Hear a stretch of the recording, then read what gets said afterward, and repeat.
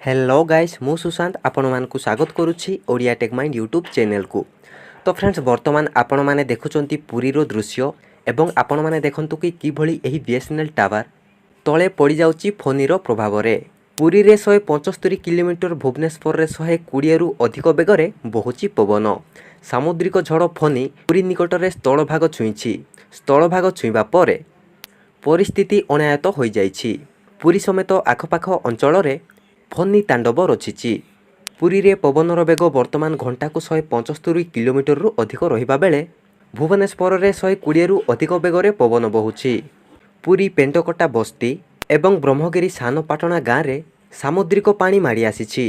बड़ बड़ गछ को भांगी देइछि फोनी। भुवनेश्वर अनेक स्थान रे मध्य गछ उपिड़ी जाइछि। सकाळु राज्यर विभिन्न स्थान रे दुकान बजार बंद रहिछि। पाणीपाग केन्द्रर सूचना अनुसार फोनी स्थल भाग छुईबार 5 रु 6 घंटा पर्यंत प्रबल लगी रहिबो।